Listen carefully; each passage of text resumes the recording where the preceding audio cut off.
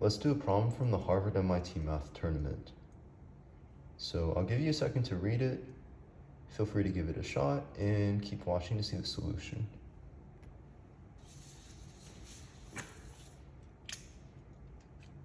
Okay, here's how to do it. So with these kinds of problems, if they don't give you a diagram, you need to draw one. So let's go ahead and do that first.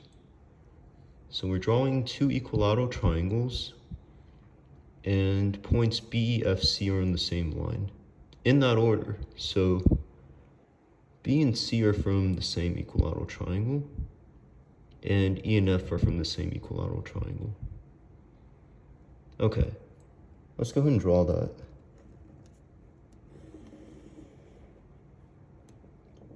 Okay, so B, E, F, C in that order.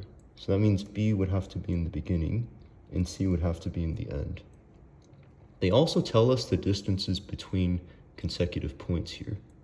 So BE is 14, EF 15, FC 16. So they're pretty close to being equidistant, so I'll do this.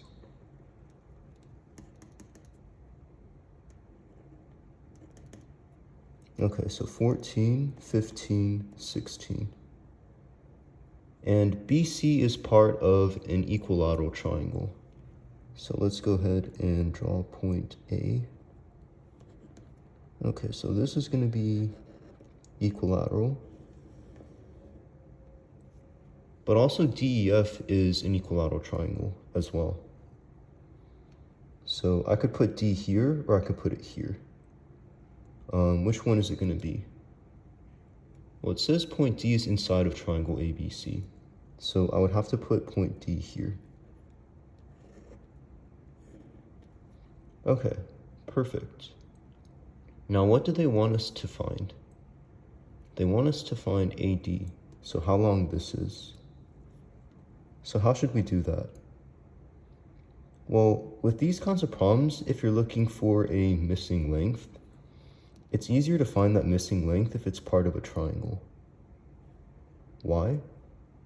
Because if you know some of the sides in that triangle, as well as some of the angles, you can apply law of sines or law of cosines or, law of sines, law of cosines, or other methods to figure out the missing length. But this could be part of many triangles. It could be part of this triangle. It could be part of, if I extend this side, it could be part of this triangle. There are more triangles. So which one should we go with? Well, the goal here is to do law of sines or law of cosines or something similar. So we want to prioritize triangles that have more known side lengths as well as more known angles in order to make it easier to apply law of sines or law of cosines.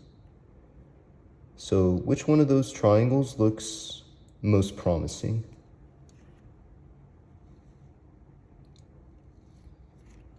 I'm going to extend this side, and this is going to be point P. Okay, I think this triangle looks most promising because, well, we can find this angle because this is equilateral. So if this is 60 degrees, how many degrees is this? This is going to be 120 degrees. Okay, and since this is equilateral and since this is equilateral, how long does this have to be? Well, this would have to be the same as this, so 14. How about this one?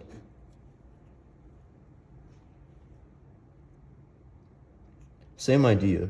So this is equilateral, this is equilateral. So this would have to be the same as this. Okay, so this is a good triangle. Why? Because we know two sides, as well as the angle between those two sides. So what theorem should we use to figure out this length?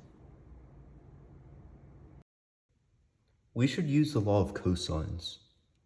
So I'm going to say this is x, then x squared is equal to 14 squared plus 16 squared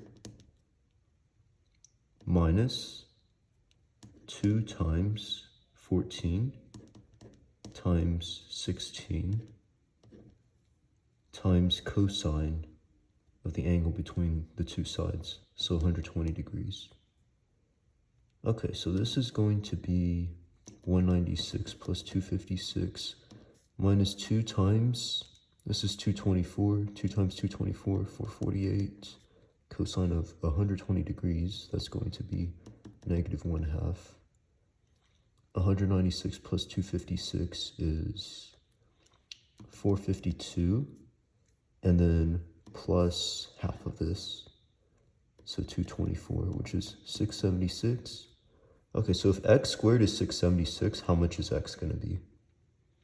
Take the square root of both sides, and you get x is equal to 26. This is your answer.